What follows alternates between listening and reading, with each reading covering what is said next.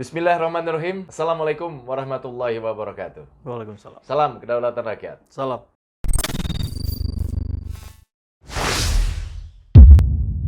Sahabat, ini ada yang menarik ini Kang. Jadi di Twitter, biasalah netizen itu kan kreatif-kreatif dan penasaran kepo gitu kan. Di Twitter itu viral ada video wawancara salah seorang kepala desa pada saat acara Silatnas Abdesi kemarin itu, yang sempat kita bahas. Diwawancara Kang, macem-macem lah, sampai akhirnya keceletot itu.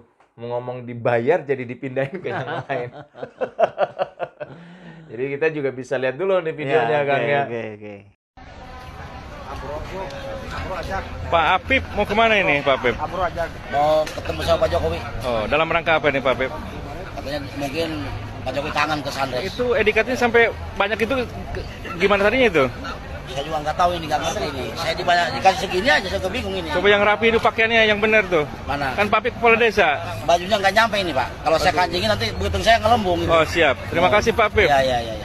Nah, dari situ bisa kelihatan nih sebenarnya dari perspektif psikologi nih Kang. Orang ngomong begitu tuh kayak apa tuh Kang? Ya itu kan pernah ya kita bahas ke tokoh siapa lah, lupa saya. Iya. Tapi intinya apa yang keceplosan itu biasanya berawal dari kejujuran. Nah, ini. Yang namanya juga keceplosan, berarti Yeah. kejujuran yang harusnya ditutupi, tapi alam sadarnya tidak menutup rapat gitu. Akhirnya keceplosan. Muncul. Ya, menarik ini ya. Ini lagi-lagi saya kira sih caranya Allah untuk membuka, membongkar, memetakan orang per orang di Indonesia. Inilah orang-orang yang benar-benar berniat membangun negeri ini. Ya. Inilah orang-orang yang sekedar cari makan di negeri ini. Dan lucu ya, tadi juga kita lihat bagaimana orangnya juga nggak banget gitu. Kita juga perlu pertanyakan itu betulan kades atau joki kades gitu. Karena kita tahu juga sebetulnya di banyak daerah banyak yang nggak datang, atau yang datangnya malah stafnya saja. Gitu. Iya. Ya ini kan seperti dibuka semuanya kepada publik, yang benar mana, yang salah mana kan begitu. Kalau bicara abdesi kemarin itu kan berarti seolah-olah itu dipaksakan gitu. Padahal kan saya nggak tahu nih, kita masing-masing bisa menilai lah. Sebenarnya pemerintahan sekarang ini bagaimana dalam membangun perekonomian, kepercayaan ke masyarakat, hukum dan HAM dan sebagainya gitu kan. Ya termasuk kalimat si ketua Abdesi itu kan yang bilang bahwa kami tidak digerakkan, kami tidak dimobilisasi. Ini murni aspirasi dari bawah katanya. Sebenarnya yang dari bawah itu barusan udah ngomong tuh, saya dibayar. Nah, sebenarnya gampang lah menerka ini kegiatan beneran atau sekedar settingan itu gitu. Ya dilihat saja siapa orang-orangnya. Anggaplah tadi kepala desa. Kepala desa punya uang berapa sih untuk bisa menyelenggarakan kegiatan sebesar di Istora Senayan itu gitu. Sampai bisa mendatangkan presiden dan menteri. Itu menteri dalam negeri datang ya? Menteri dalam negeri datang. Datang juga ya. Nah, padahal yang terdaftar di Kemenkumham justru adalah Abdesi yang sebelahnya gitu. Pertanyaannya tinggal dibalik, mereka mendanai kegiatan ini atau didanai? Yang paling mungkin yang mana sih? Ya didanai lah. Untuk kepentingan yang lebih besar. Ini kan seperti ingin membangun persepsi kepada publik bahwa 3 periode itu memang didukung begitu kan. Tapi kalau Kang Epul sendiri melihat secara kasat mata ya kan dari pemberitaan-pemberitaan yang ada gitu loh. Bagaimana pembangunan sekarang ini gitu loh di masa pemerintahan saat ini. Ini kita tidak perlu jelaskan terlalu detail karena desakan dengan berbagai arah datang untuk menekan Pak Presiden hari ini, saya kira itu sudah cukup menjadi gambaran lah bagaimana kinerja pemerintah hari ini. Kita lihat lembaga-lembaga survei mulai bertobat. Nah, kita bahas juga kemarin kan, banyak mulai yang memunculkan angka-angka yang lebih masuk akal di logika publik. Kemudian per hari ini pengamat dunia yang concern melihat Indonesia juga semakin mengkhawatirkan masa depan Pak Jokowi hari ini, apakah akan panjang atau tidak, apakah akan digulingkan atau tidak, itu sudah ke sana arahnya gitu. Artinya ini kalau tidak berhati-hati, kalau penguasa hari ini terus menunjukkan kearogansiannya, saya kira peristiwa 98 akan terulang. Ini sudah mirip, harga-harga naik, sudah mulai sulit dikontrol. Ya, ini kan ketika kita bicara soal kenaikan harga kan. Kemarin pada masa pemerintahan SBY ya kan, PDIP bagaimana begitu, Ciptaning ya kan, Rieke Diah Pitaloka gitu. Wah, sampai kepada Intinya petinggi-petinggi PDIP begitu menggelora gitu kan, ayo serbu, kita demo gitu kan supaya tidak naik harga BBM. Termasuk Puan sampai nangis-nangis. Termasuk Puan sampai nangis-nangis. Tapi sekarang kok adem ayem aja, nyaris tak terdengar gitu kan. Ada videonya ya. Ada videonya. Kita liatin aja lah sekalian. Rakyat telah melapangkan jalan untuk mewujudkan amanat Kongres Bali, amanat Kongres 3 Bali, bahwa mengelola partai identik dengan mengelola negara.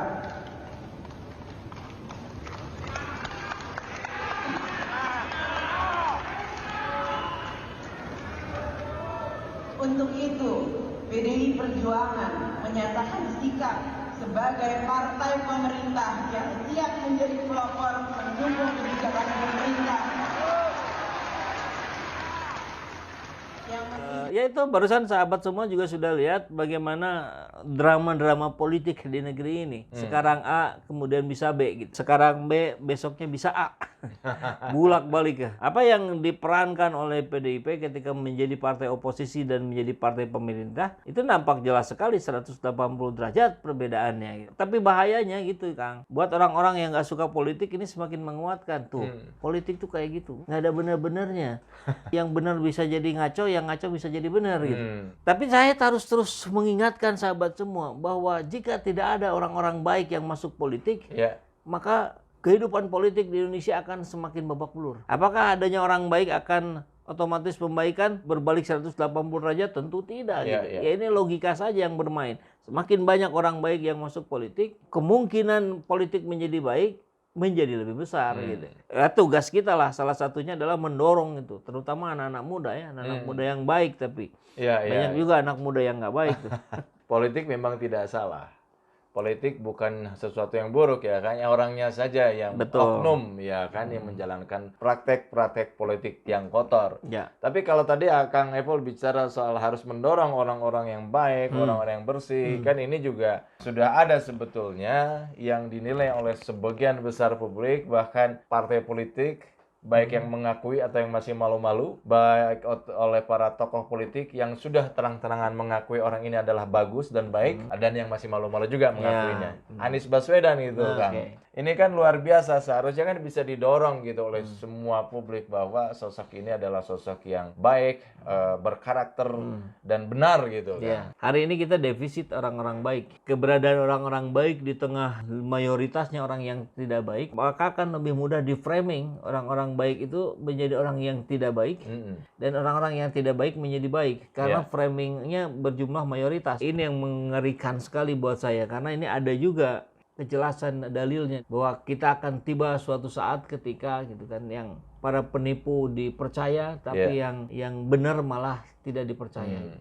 Dan mudah-mudahan sih itu bukan ditujukan pada eranya hari ini. Karena hari ini akan segera membaik gitu. Narasi optimisme kita kan begitu ya.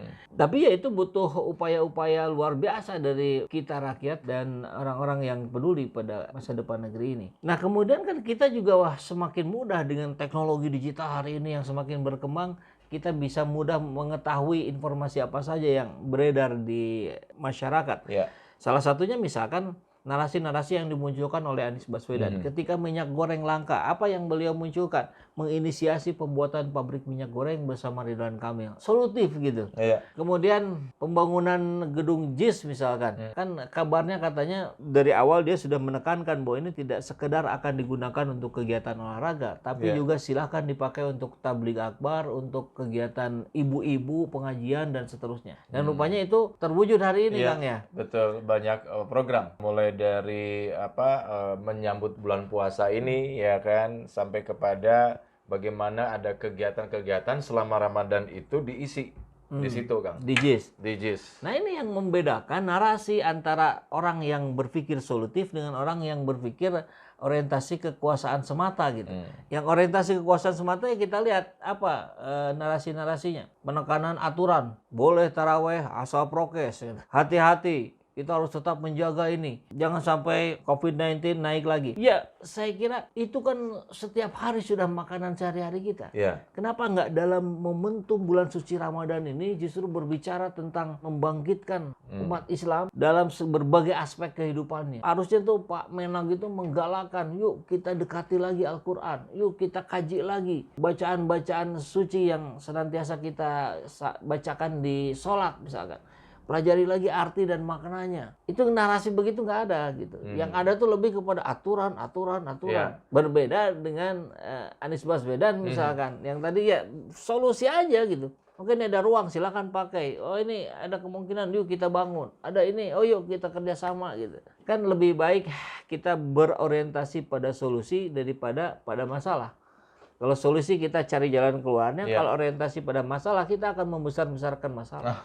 Jadi ingat dengan ungkapan bahwa pemenang selalu mencari solusi ya kan, kalau nggak salah ya. Betul. Tetapi seseorang yang kalah, loser, pencundang itu 1000 alasan yang dikemukakan gitu ya.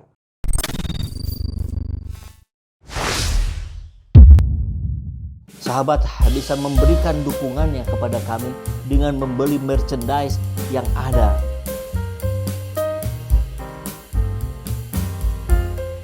Apabila sahabat semua ada yang menginginkan desain yang lain, tentu kami pun bisa mengakomodirnya. Silakan hubungi di nomor yang ada di bawah ini.